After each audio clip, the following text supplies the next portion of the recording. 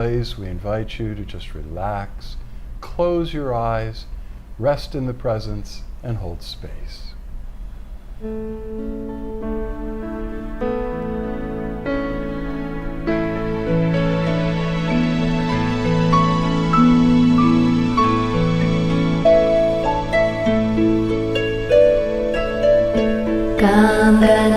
Ganapataye Namo Namaha.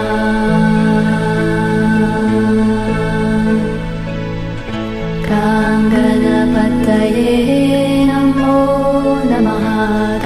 Ganapataye Namo Namaha.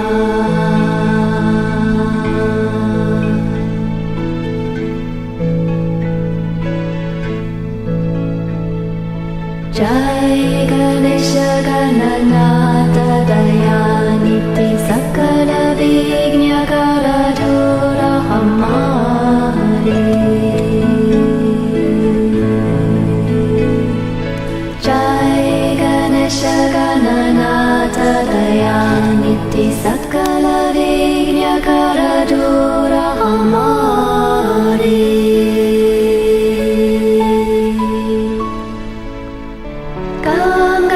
Ganapataye Namo Namaha.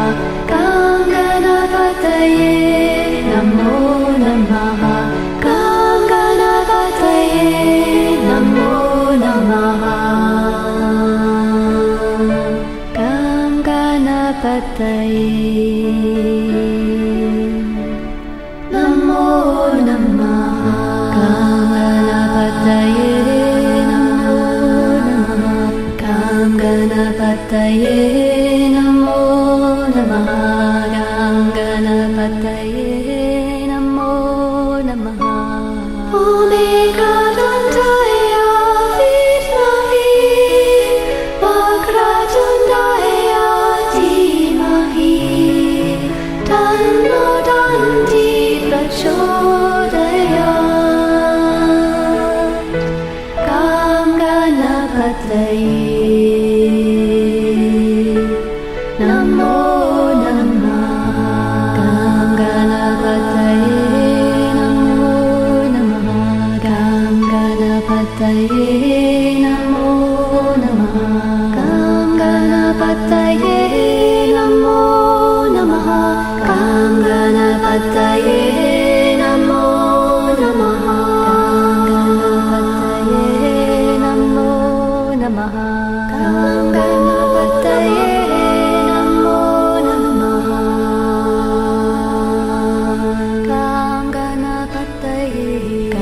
Ganapataye Namo Namaha.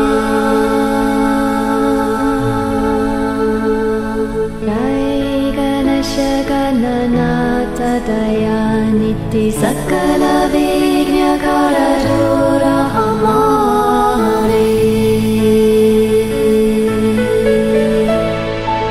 Jai Ganesha Gananatha Dayaniti Sakala Vignya Karadura Hamari.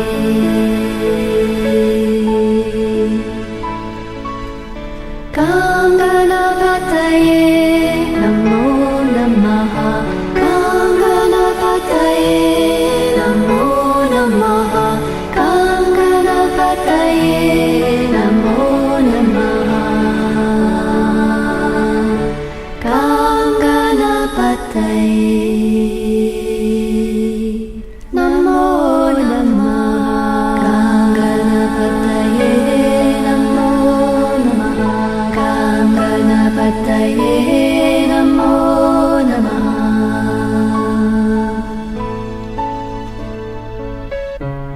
Om Vakratundaya Mahakaya Suryakoti Samaprabha Nirvigyam Kuru Me Deva Sarva Karyeshu Sarvada.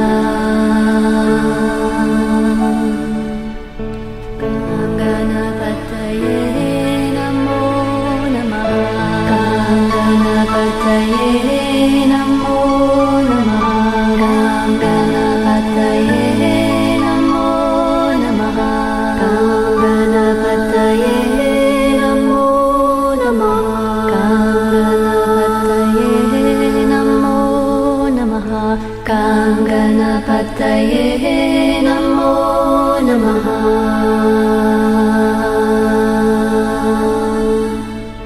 Gam Ganapataye Namo Namaha.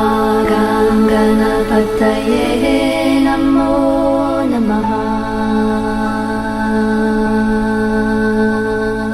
Jai Ganesha Gananata Dayaniti Sakala Vigna Karadura Hamari. Jai Ganesha Gananata Dayaniti Sakala Vigna Karadura Hamari.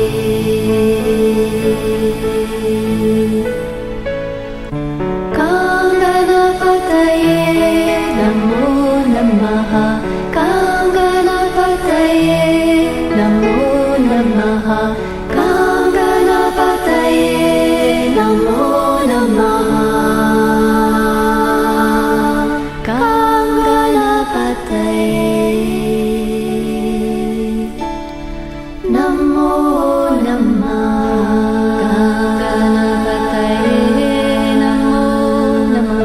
Gam Ganapataye Namo Namaha.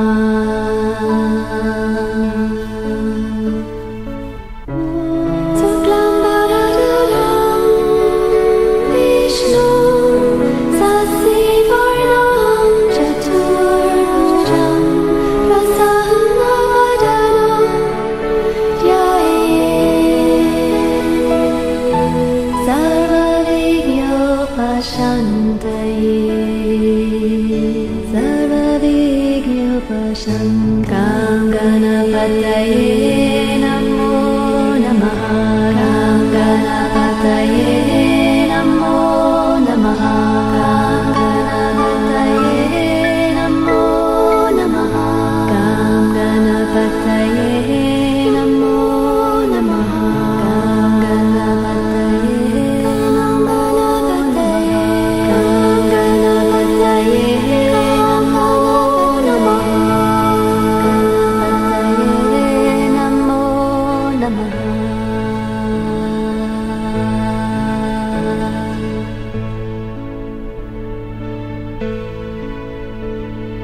Jai Ganesha Gananata Dayaniti Sakala Vigna Karadura Hamari.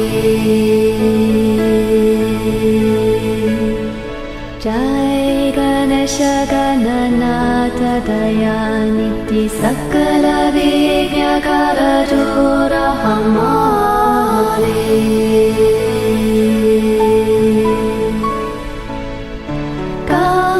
Ganapataye Namo Namaha. Gam Ganapataye Namo Namaha. Gam Ganapataye Namo Namaha. Gam Ganapataye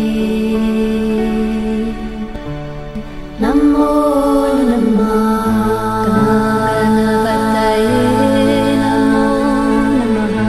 Gam Ganapataye Namo Namaha. Gam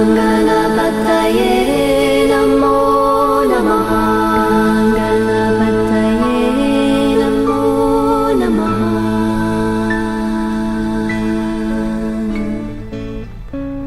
Om Ekadantaya Vidmahi Vakratundaya Dhimahi Tanno Danti Prachodayat. Gam Ganapataye Namo Namaha. Gam Ganapataye Namo Namaha. Gam Ganapataye Namo Namaha.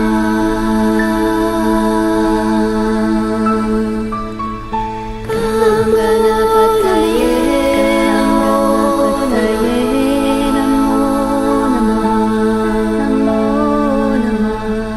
Namo Namaha. Namo Namaha.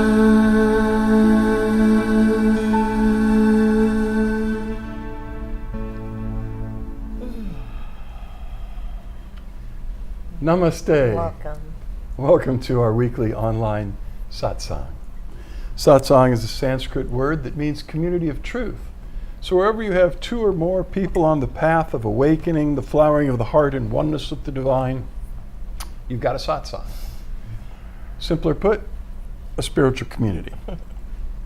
This is an informal one. There's no formal membership.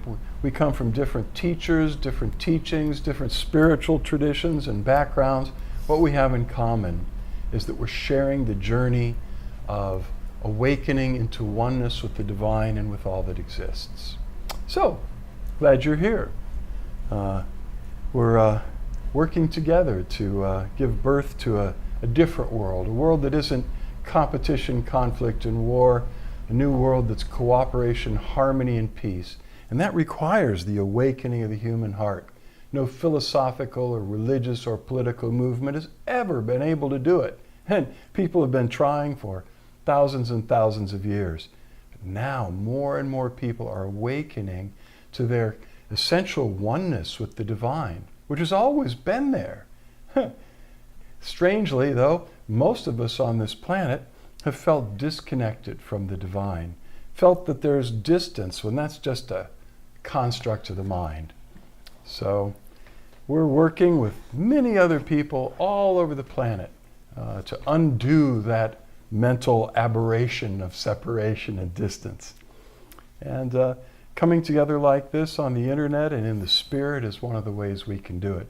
All through these webcast satsangs, we share a transmission called the Flowering Heart Blessing. It's a direct transmission of divine grace, light, and love that is catalytic. When you receive it, it causes the divine within you to begin to flower and expand and radiate out and penetrate every layer of your being, spirit, soul, body, relationships, and transform all the layers of our being in oneness with the light, with the divine. It's really, we just love the Flowering Heart Blessing. And it's free. And once you've received one of these blessings, and whether you know it or not, you're soaking in it right now, you've been initiated. The Sanskrit word for blessing is Diksha. And Diksha is often translated, besides blessing, initiation. It's very much, this Flowering Heart Blessing initiates us into the path of transformation, also activates and initiates us as those vessels that are able to share this blessing. So please do that right now. Invite the divine to just flow through you to everyone who's watching the satsang tonight and anyone that will be viewing this recording at any time in the future, because this is spirit, and spirit is unbounded by time or space. It's all here now, whether you're watching this recording 10 years after we did it or when it's live tonight. So, glad you're here. Announcements. This coming Sunday is our monthly interfaith communion with the cosmic Christ. Many people are drawn to Christ consciousness, to the cosmic Christ, which is an aspect of the divine that has always existed before Jesus of Nazareth was born and forever. And Christians believe that cosmic Christ, that aspect of the divine that is pure love and mercy and healing, incarnated in Jesus. Some people, many people I've met in recent years, don't know what they think about that, but do feel the presence of the Christ and that consciousness of oneness in the heart that is Christ consciousness. It goes by different names and different traditions, but more and more people are experiencing it.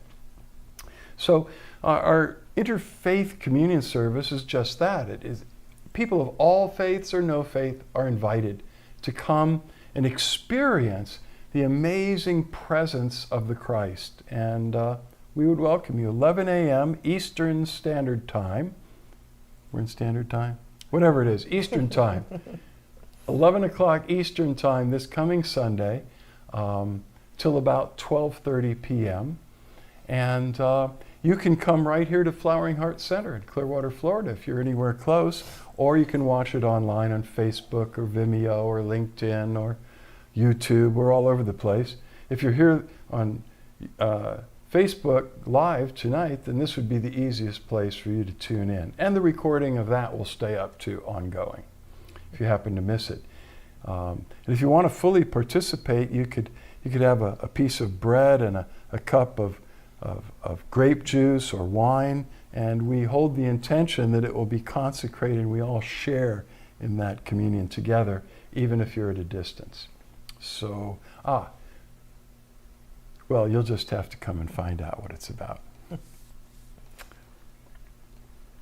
So we like to open it at this point to questions and answers on the spiritual journey.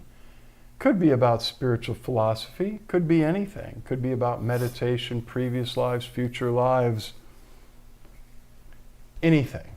But I think it's most powerful when you ask out of a question that's arising for you in your own spiritual practice, that you'd like some light, some inspiration, some clarity. And when you do ask those questions, it helps all of us, because even though each of us has a unique path, all of them seem to be parallel in some ways. We face the same challenges and the same questions along the way. So it'll help everyone. Look inside and check and see if your heart is asking you to share something with the satsang. I know there are some up here already, and we'll come back to them. But while I give everybody just a few more minutes, I'd like to share these quotes from inspiringquotes.com, a website where a group of inspired authors writes little relevant articles, 3 or 4 paragraphs long, and then share lists of quotes from luminaries and insightful mystics and authors and leaders that shed light on the subject of the article. Tonight, we're going to have an article, 14 quotes on finding peace of mind. That seems to be always relevant. And again, Joyce Chen is the author that wrote this. There are all kinds of authors, but Joyce seems to write articles that really resonate with us often. Joyce is a writer, editor, and community builder based in Seattle, Washington. And so thank you for this again, Joyce. And here's what she writes about finding peace of mind. In today's busy, chaotic world, obtaining peace can feel elusive, conjuring up images of a privileged class of people who spend their days at leisure, unfettered by the daily demands of life. But finding peace doesn't have to be such an impossibility. According to philosophers, spiritual leaders, and thinkers, inner peace is something we each already carry within us. We just need to make space for it so it can surface through the noise. A big part of attaining peace is slowing things down, taking deep breaths, and being present in the moment, according to these sage folks. Another is accepting that life will unfold the way it's meant to. That means embracing every experience, even the ones that don't go our way, as an opportunity for growth. It's easier said than done, of course. But those who study inner peace will note that it's not numbness that defines peace of mind so much as it is awareness. It's about being conscious of what's happening around us, but choosing not to be disturbed in spite of the circumstances. Below, we've rounded up 14 quotes that tout the importance of finding peace, and that encourage us to hold on to the core of who we are, even in the face of difficulties. So here we go. If you cannot find peace within yourself, you will never find it anywhere else. Marvin Gaye. Do not let the behavior of others destroy your inner peace. The Dalai Lama. If there is to be any peace, it will come through being, not having. Henry Miller. The universe is not outside of you. Look inside yourself. Everything that you want, you already are. Rumi, no surprise. I took a deep breath and listened to the old bray of my heart. I am. I am. I am. Sylvia Plath. I like this one. Ego says, once everything falls into place, I'll feel inner peace.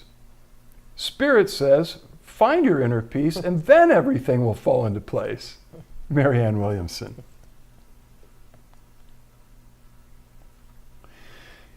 You find peace not by rearranging the circumstances of your life, but by realizing who you are at the deepest level. Eckhart Tolle.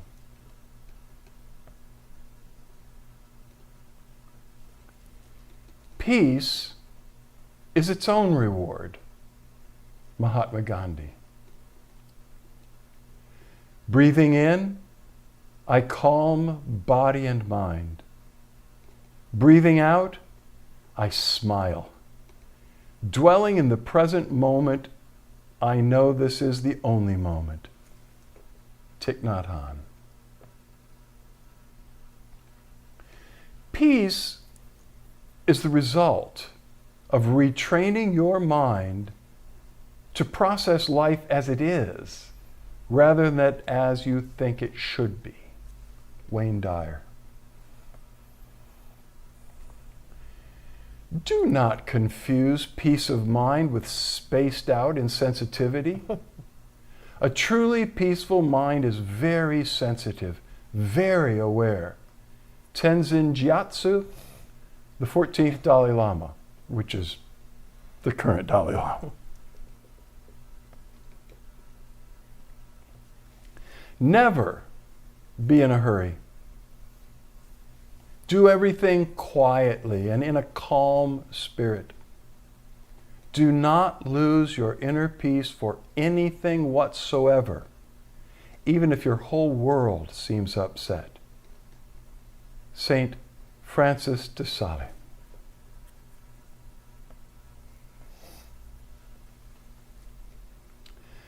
Meditation is not a way of making your mind quiet. Are you hearing this? Because this is an important key. Listen to this.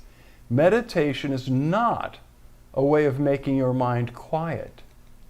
It is a way of entering into the quiet that is already there, buried under the 50,000 thoughts the average person thinks every day. Deepak Chopra.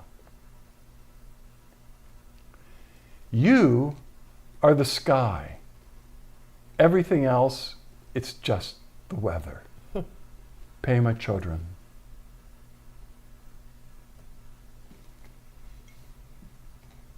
I really like those.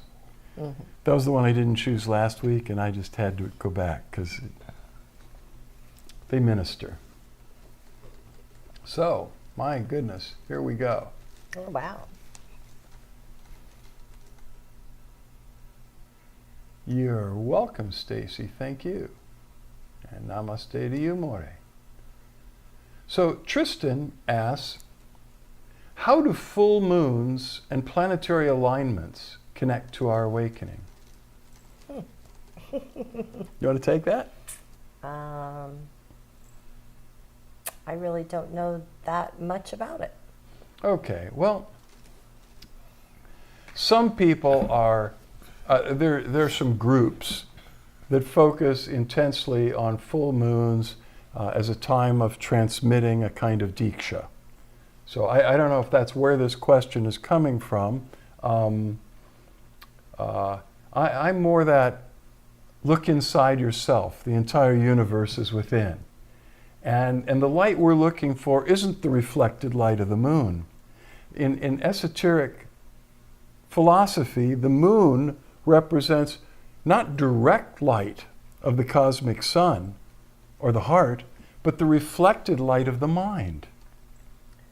So truly, when you look out there for your enlightenment or your awakening or for spiritual insight, you're looking into countless mirrors, because the outer world's a reflection of the inner world. So when we're focusing on the moon, we're focusing on reflected light of the sun. How about turning our vision around and looking right into the inner source, which is where it all comes from? That said, in India, the alignment of the planets and the electromagnetic energy of the planets that we're surrounded by are always taken into consideration, not just in Vedic astrology, but in all of the rituals, like homas or yagnas. The fire rituals of the Vedic tradition are considered to be perhaps the oldest, at least one of the, if not the oldest, religious rituals on the face of the earth. And the fire, just sort of like the Native American peace pipe, where the smoke is offering up prayers to bring down the blessings of spirit. In the yagnas or the fire rituals, certain plants, certain things that are symbolic are thrown into the fire as offerings that take the prayers to the divine and bring down the blessing of the divine. And in those yagnas, which I know very little about, I've actually done a couple, but I was guided by very experienced Vedic monks who do it all the time. And they say, now pick this up and throw it in here, and here's what it means. But the planets and the energy and alignments of the planets are always taken into consideration in Vedic spirituality. So there are certain times that may be more auspicious for opening into higher states of consciousness. And I think, even just a light brush of astrology, whether we're talking about Western astrology or Vedic astrology, you would see that it says for certain people, certain signs, that at certain times when things are aligned right, the cosmic energies of the solar system and the universe are aligned auspiciously for us to ascend and expand. Other times, not so much. So, gee, I said a lot for someone that's not into astrology, huh? But there you have it. Do you want to add anything to it? No. But back to where I started. Everything connects to our awakening, because everything is connected. And as we awaken, we see at deeper and deeper levels how it's all connected. And there might be a day or a night where you look up at the stars and the planets and go, oh my God, I get it. I can see it. It's like that movie we saw, The Man Who Knew Infinity. Yeah. Great movie if you haven't seen it. That is the title, isn't it? I think so. Yeah. It's about this guy in India who's a brilliant mathematician. He's also a devout Hindu, and he's got a mantra, and he's communing with an aspect of the divine, and his consciousness is open to see. Some people, when their consciousness is open, see the patterns of the interconnectedness of all things. He saw the mathematics of everything, and he understood infinity as if that's even possible. It's a great movie. So it's all connected. But that said, go to source. At some point, I think an auspicious spiritual teacher is going to say, you see that twinkle in my eyes and that light in my face shining through my smile that makes you feel the presence and the energy of the divine? That's all done with mirrors, literally. I mean, I'm not making light of it, and I'm not really trying to make a joke. It's that The light we see in our teacher or our guru or our master's face or through any ritual or any outer experience is a mirror that's showing us that reflected light. Reflected light of what? You. You are that light that's being reflected in the spiritual full moon, that's in the face of your guru or your teacher. And at some point the teacher says, okay, I'm a mirror. Turn your vision around and look directly within the center of your being. And there you will find the entire universe, and that everything you're looking for, you already are. Inner peace is there, just waiting to be discovered. Divine union is already a fact at the center of your being, just waiting for us to go deep enough. And that's, to me, that's what awakening is. I know we've had so many definitions but to me, it's going deep enough, our hearts coming open enough that we realize our oneness with Source, with each other, and with all that is. And that's what we're after. And we already are that. Okay? Now, Tristan also asks, how do ceremonies, that's great, this segues right into it, of the homas and the yagnas. How do ceremonies and ritual enhance our life when one doesn't believe in them? It's hard to have something enrich your life if you don't believe in it. Ceremonies and rituals are a physical way to connect to a spiritual principle, or not even spiritual, to a life passage, or, a ceremony could be marriage, it could be a birthday party, celebrating somebody's birthday. It could be plant medicine, it could be a yagna, it could be somebody's full moon Diksha thing. I'm sorry. Yeah, but if we don't believe in it, then there's not going to be much of a heart connection or a placing of importance on it. And so we're not going to be fully participating like we would be with our body, mind, soul in that experience. And, I don't know personally how important rituals are to me. And as far as each day as a ritual of celebrating, being a blessing and being able to serve. So that has meaning to me, and I've turned that into some kind of a ceremony, but it's not really anything formal. Every morning. Every morning, yeah. My meditation. Yeah, she's got a powerful, and yet formless and simple. Subtle. That is really Quiet. working transformative wonders in and through her life. So, true, everything she said. And there are some rituals that are so powerful that they can affect you without you believing in them. I'll give you an example. Blessing, or what they call in India Diksha. Suzanne and I have given the Flowering Heart blessing and other forms of blessing to thousands and thousands of people over the last decades. And some people come very skeptical, to which occasionally I say, well, the proof is in the pudding. Let's see what you think. Because with these divine blessings, most people, the huge majority, like 99% of people, experience the presence of God just, that one works better, just like that. And it comes as a surprise because they didn't really believe. They just at least had the openness to see what this thing is. Sometimes people would even come with the mindset of debunking it. This is nothing, only to find out like, not only is that something, I really like that. So, and I said that because the laying on of hands is a very simple ritual that exists in many traditions. Not just in the Indian traditions of Diksha or Shaktipat, but certainly in the Christian tradition and many traditions, the laying on of hands for the transmission of spiritual energy is used, and it is a ritual. Because you don't have to do that.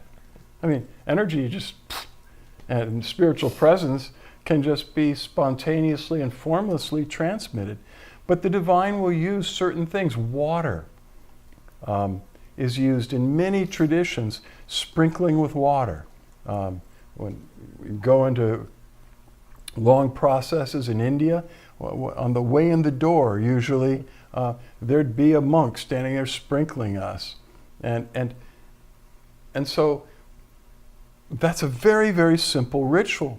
But in that context, they're invoking the blessing of the presence on the people coming through the door, which you felt. Now, would that have happened without the water? Sure, I think so. But sometimes rituals can enhance the transmission of some of these things. And then they get in the way, because many of us grew up in religious settings where there was just ritual, and very little experience of what the ritual is supposed to represent. So, there you go. Okay, more. How can we reconcile the term detachment, so often promoted lately, with unconditional love? Yeah, well, detachment is not the absence of love. Right? This one always gets me. There's a monk that I know who was invited from India to visit a Zen monastery in Japan. And I think he spent about a month there with the monks and the abbot of the Zen monastery, who after a month pulled the monk from India aside and said, "What is going on? You have impacted my monks and uplifted their consciousness more in 30 days than I have in years with them." He did have the visiting team advantage. I've just learned that in ministry over the years. You can work intensely with a group and invite a guest minister in with a special blessing, and everybody goes, "Whoa, I never got it when you were talking." But there was more to it than that. The monk said to the abbot, "You have mistaken detachment for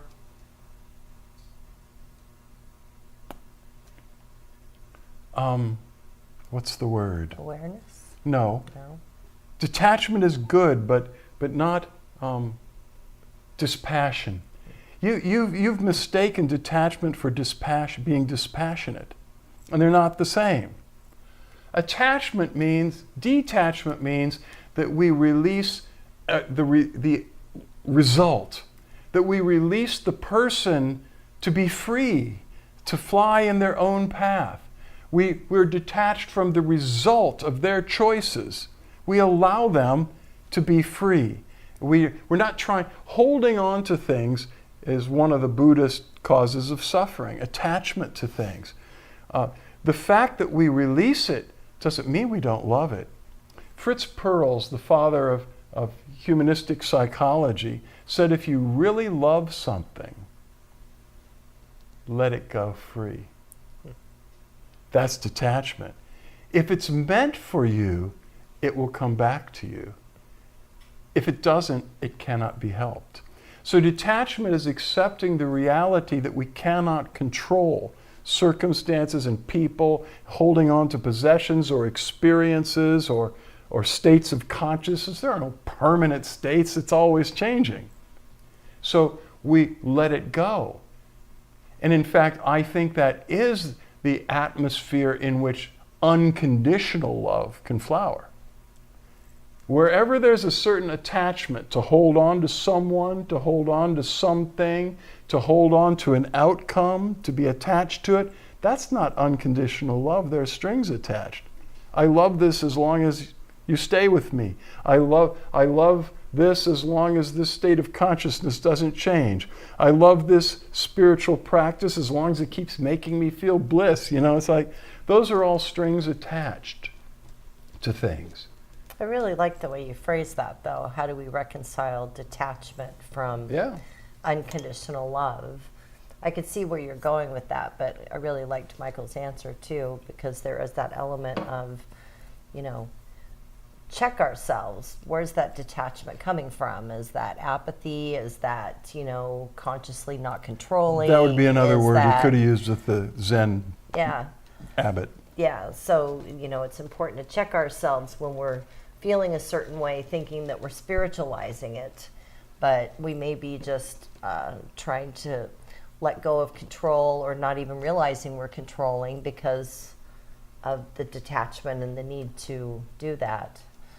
Yeah, I really like that question. Good That's a one. great question. It is. I'm going to be And I think- meditating on that more this week, too. And I think most people don't understand.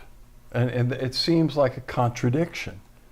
Detachment sounds like I don't care. Detachment is not I don't care. Detachment is I care passionately, but I accept what is. Buddha was the ultimate guy for detachment, right? But he had deep, I want to say infinite, compassion was working in him for the liberation of all of humanity and all those who are suffering because of attachment, holding on to things. And the flip side is aversion, rejection, resistance. So we're holding on to certain things, we're resisting certain other things. Buddha said that is causing suffering. It's not desire that's the root of suffering, it's craving. It must be the way I want it to be or I'm not going to be at peace. And Buddha said with passion and compassion for people to be free from suffering, said, let go of what you're holding on to and stop resisting reality. So, yeah. Nice one. Nice one. Okay, here we go. You're coming up with great questions tonight, Morty. How can we explain the paradox of the globalization of technology? We have more ways to communicate with distant people, but people complain on social networks about the shared difficulty in having couple relationships. People more and more lonely. Yeah, it is a paradox. Technology has grown exponentially in the last 150 years. I mean, if you look back at technology 150 years ago, there was no telephone, let alone radio and TV and this wireless stuff we have going on now. And here we are tonight connecting, across continents and nations and all. And yet, people are complaining constantly. That's one of the reasons. People are complaining constantly. But about shared difficulty in having couple relationships. There is, humanity's in a crisis. Before breaking through into a new level of consciousness, which we hope is deeper connection and oneness, it's common, if not always the case, that before the breakthrough there is a crisis. And the crisis leads to some shaking. And out the other end of it can be tremendous growth and transformation. But the sense of alienation and separation and division on earth is at an all-time peak right now. Well, we're talking about oneness with God and unconditional love. Yeah, because that light is challenging the status quo of darkness and separation and division. And yes, people are having a lot of trouble with relationships. Also just because of the energy, it's become so intense. Pressure cooker. Pressure. Everybody's in a pressure cooker. The other thing, too, is that, with the increase of technology in our lives and our awareness and our dependency on it, it's created a rift from, like, my sister she's 12 years older than me, and she's so used to texting with her kids and texting everything that she'll start texting me, and I'm a phone talker. If we're gonna have a 30-minute to hour conversation, I want to hear your voice. I don't want to sit there and type into. It drives me nuts, So after about 15 minutes of it, I'm like, look, you're a texter, I'm a talker. We're gonna quit communicating now, or you can give me a call. And so it's almost like that's too much of a commitment for her. so we've also come to a point where we've gotten so reliant on external things and external things working in our lives and a dependency on that, and a 1 degree of separation. When you're texting with somebody or you're on social media or you're responding to a blog or whatever, you're not looking that person in the eyes. You're not reading their body language or feeling their feelings through how they're expressing themselves, hearing the tone in the voice. All of these things are very, very important in our human communications. So when you take everything 1 step removed and do things online, you're also creating a separation in your heart, because we're not paying attention to those other things, and we're experiencing life in an external reality. And at the end of the day, we have to realize that whatever's inside of us is going to be reflected on the outside through our text, through our communication, through our relationships online. And if we're not having something inside of our house, our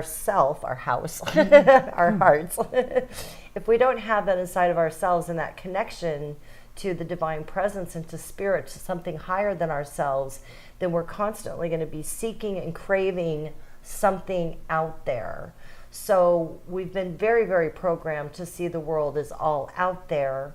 And part of the spiritual journey and finding fulfilling relationships and inner peace is going within and finding that love inside of ourselves. Because, like one of the quotes earlier, inner peace isn't my ego says I will have inner peace when my everything life falls is into ordered. place. Right. And it's just the opposite of that. So it is retraining our minds and retraining our hearts to look for things within before we look without. And one other thing that kept cycling through is that we're talking about how technology has advanced exponentially. It's going off the charts. It's growing so fast. And our human wisdom And maturity have not kept pace. Right. So the more of technology we have, the faster things are moving, and the more technology, without commensurate wisdom, the more stress, the more alienation. And yes, it's a crisis for sure. Yeah. It is. And Maury wrote some minutes ago, like 20 minutes ago, yes. So Stacy writes, Good time to be a counselor. You've got job security. a lot of craziness going around, yep. A lot of people needing help. Stacy writes, I have discovered the process. She's discovered the process. The process. I like it. I want to hear. I've discovered the process of making morning coffee, plus the ensuing gratitude I feel, plus reflecting on the day ahead to be a very sustaining ritual. Nice. Yeah. Very much so. Yeah, indeed. I mean, how many people really just take their coffee and go, wow, this is so wonderful. It could be tea, or it could be a chai latte, or whatever your favorite cup Thing of is. bliss. Yeah. Michael used to make me these lattes before we went vegan, and I called him my cup of bliss. The foam would be that high, and sometimes he'd put like a little heart or a flower, a swirly on top of the foam, and that was amazing. Always grateful. Now I'm grateful for just plain black coffee. So you see what her cup says? Hold it up. It's over here. It's never too late to live happily ever after. Yeah. And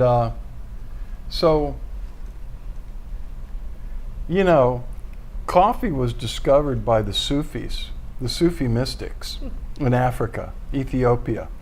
The Ethiopian warriors would use coffee beans to get all jacked up on caffeine before going into battle. The Sufis learned how to roast it and make the delicious drink that some of us really appreciate. I know we don't all. And they used it as an adjunct, not to go into battle, but to go into prayer, to go into the worship of God. And I don't remember now who it was some enlightened Tibetan Buddhist monk, and he was at some retreat where they ran out of coffee, and he said, "What? No coffee, no compassion," which is, that's an exaggeration. I think that's beautiful, Stacy. Yeah. Yeah, That's just good. taking that time in the morning to set the tone of gratitude and set the tone of Well, just we do grace. that. Yeah. We do that very thing. Yeah, it'd be interesting to hear how that unfolds for you, because I know it's really deepened in me over the last 4 or 5 years, and it just becomes automatic, and then your whole day is set with that, feeling of gratitude. You start to look at the world differently through rose-colored glasses, so to speak. So, and then More wrote, "Loving without control and possession." Yeah. Yeah. There you go. In relationships, that's exactly it. Yeah. Unconditional love with detachment. And Robert Reister. It's kind of sad because, a lot of people don't know unconditional love. So they will be attracted to people that control them, and they take it for care. This person's telling me what to do and how to do it. That's their way of taking care of me, and I feel taken care of. But then over the years, it starts to not feel comfortable because we don't have room to grow in that environment. It's like being held in a box. And one thing Michael and I have been committed to do in our relationship is not to put each other in a box. You always do this, you always do that. When we do, we both catch it for each other and say, I've grown. I'm not in that box anymore. I may be in a different box, or I may be out of the box, but I'm not in that box anymore. So allow me the space to be different in this moment, and I'll allow you the space to be different. And Robert Reister says, "And now add AI to technology." Oh yeah, that's just batshit. I was just gonna have to censor her. Beep. Yeah, I'm on a fast, incidentally. Yeah, it's been really nice. I haven't looked at the news in 2 weeks. I don't know who's out polling who. I don't know what's what. I feel, but it's, oh my God, it robbed some of my life, because since all right, we're out of time. But try it. I know people kept saying, try it. And I felt, as the leader of a spiritual community, I should stay abreast of every darn little thing happening in the world. Anyway, add AI to technology. I was reading recently that some experts believe that by 2030 you will be able to choose whether you want to live eternally through AI joined with your brain. Ugh. And it's really grasping. I don't know if that's really even life. No, Not for life me. as we know it. not for me. And Stacy writes, 2 words, nut pods. Now, without even reading further, that just conjured a whole image. Oh, you want immortality with AI? I want a nut pod. It's like, okay. Which brought me right back to coffee. I'm like, oh, She kind did. of That's coffee what it that's means. a pod. Nut pods, vegan creamer. Oh, So thank you. good. Does it froth? And Morey says, great. So we've gone way over. I know. What should we This do? is great. Yeah. All righty. So, and Rob wrote, scary. Yeah, it is scary. I mean, you and I might actually live another 6 years to be given that choice. Ugh. There's already so many people on this planet, but anyway, what? What? What about the spirit? Right. I'm not sure I've seen a computer or any electronics that can embody spirit. So there you go. Let's close our eyes Thanks, guys. Fun one. and open our hearts to the presence of God. The divine is not far from any of us, for in the divine presence we live and move and have our being. You could not exist outside of the divine presence. And this presence, this divine being, is pure, unconditional love. It does not judge you. It does not hold you at arm's length until you become holy and pure and collect enough good karma. It's not like that. This divine presence loves you beyond our imagination. Often, as a metaphor, mother's love has been pointed to as a symbol of divine love, because the divine loves us exactly as we are, knowing all of our quirks, all of our faults, not only all that we've done and all that we're doing, but every mistake and foolish thing we will ever do in the future, the divine already knows, and still loves you unconditionally exactly as you are, and yearns deeply to take you into its embrace and draw you into the center of love and light and grace. So just receive. Soak it in, breathe it in, drink it in.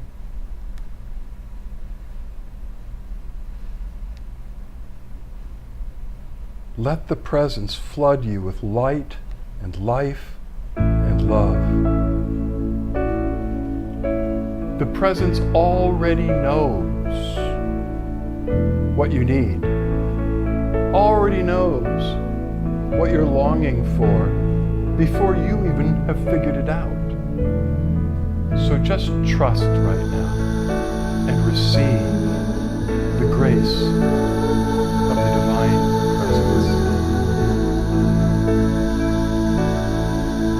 Let it heal your heart, release the pain, the stress. Let it dissolve the illusion of separation, division, and distance.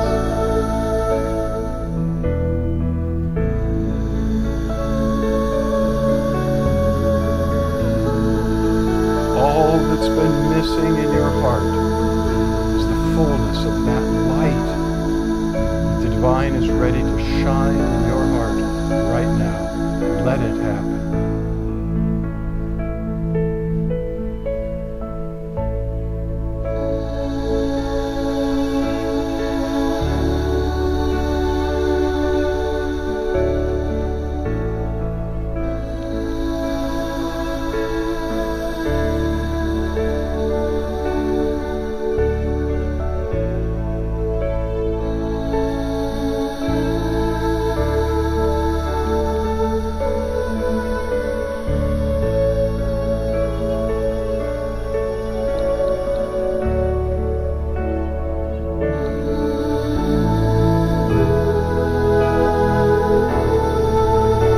Presence wants to fill your heart with joy and peace and love.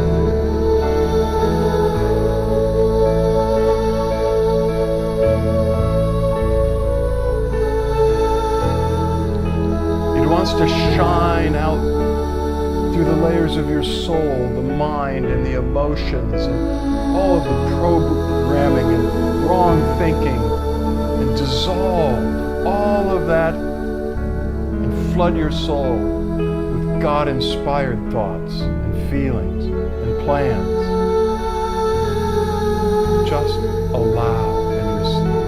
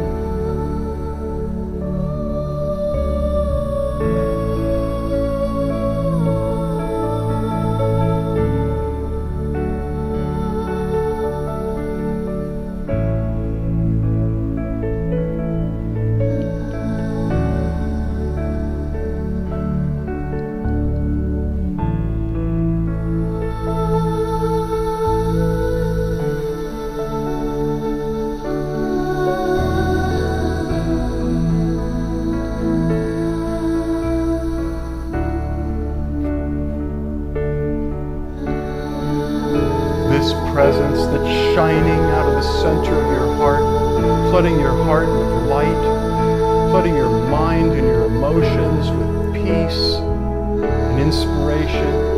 It wants to shine out through your physical body to dissolve and to heal all dis-ease in you. Just receive and allow.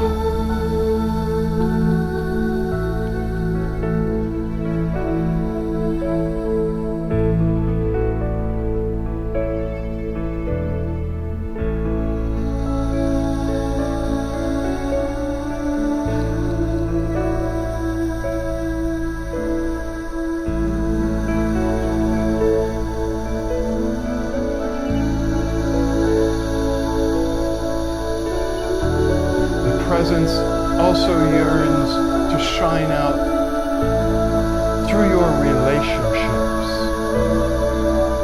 to heal them, to set them right. Some of them may be to help dissolve and free you, to draw into your life connections that are rooted in love, without possession or control.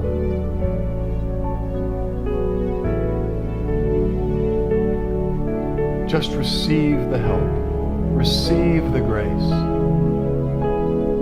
And this presence will make you a lighthouse on earth who has grace and light and love shining in your heart, shining through your soul, filling your physical body with divine health and your relationships with love, and shining through all of that into the world. That light, that love, that grace is more contagious than any negative energy or presence. Rise and shine.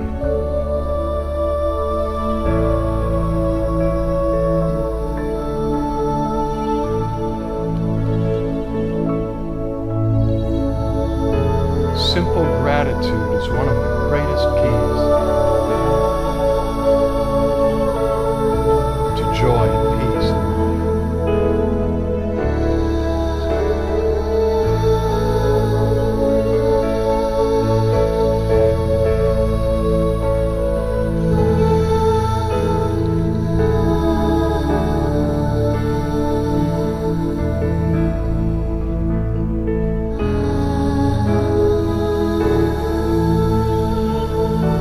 Now you could just relax your hands.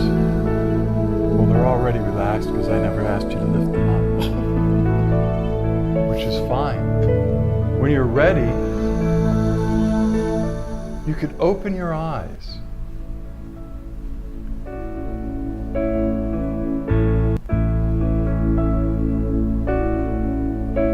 And begin to make direct eye contact with Suzanne and or me. Us. Just keep gazing at least one of our eyes during the light meditation.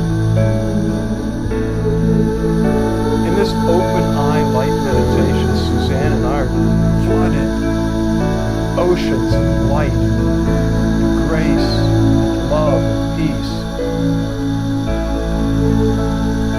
It shines, flows through every part of our being to you, especially through our eyes, which mystics have called the windows of the soul.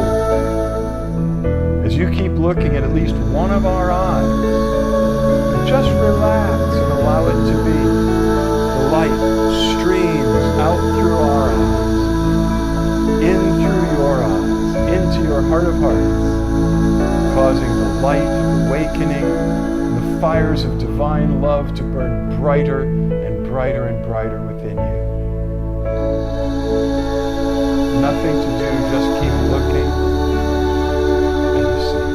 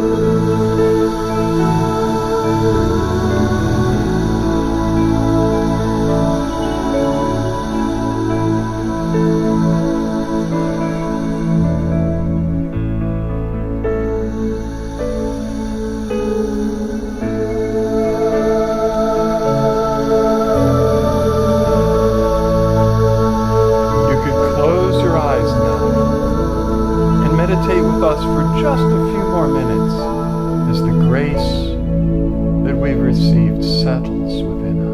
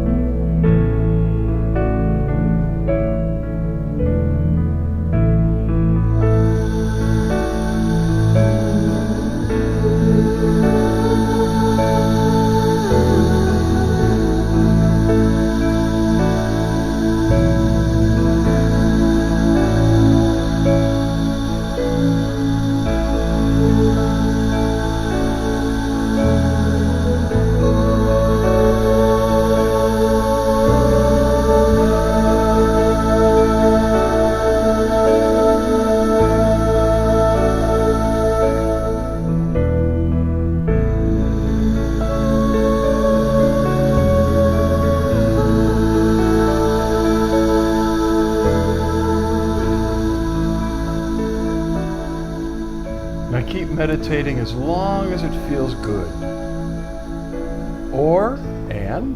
You could also lie down in Shavasana, which is a lovely, lovely thing to do. It's a yoga pose where you just find a spot and lie comfortably on your back with your eyes closed. Who doesn't like that?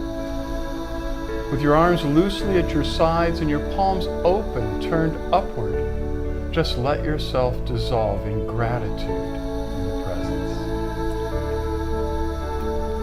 Much love, light, and blessings. Yes, indeed. And remember to give us a love or a like if you're on Facebook. Then we can go in and see your name later on if you didn't make a comment. We love you so much. Know until we meet again that the divine in us beholds the divine in you, and we bow to you. Namaste.